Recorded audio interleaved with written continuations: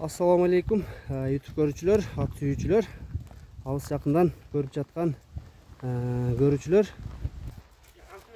Бүгүн өспүрүм туугандар куман чыкты. Азыр мына маалыматын алайлы. Маалыматты айтсаңыз. Bu malumatı Bişkek'ten geldi. Atazı Polşa, Yenezi Karabayır. Карабайыр менен Польшанын ортосунда.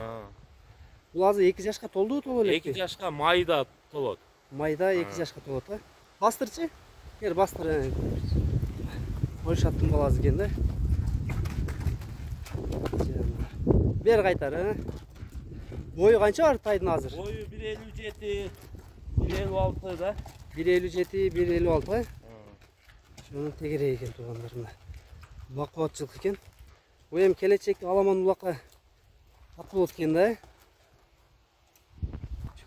Bunun atazı Çoğat degen, ulakta çabuk жүргөн Bişkek'te.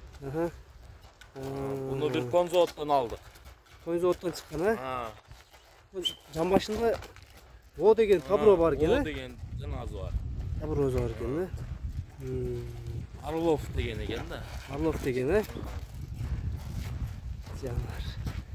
Bunun bazın kança deybiz emi? Bazın jön öyle koyuyoruz.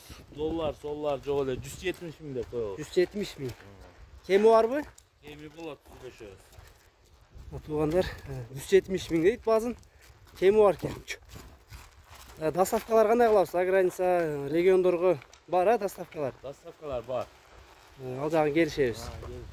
Мына тугандар баазын айтылды.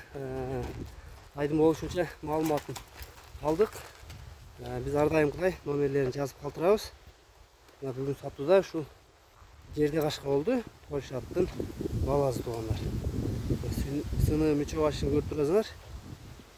Жаныбар бул эми Моңол баштап ары экен бир адет. Көрүнүп турат кабыргаларынан.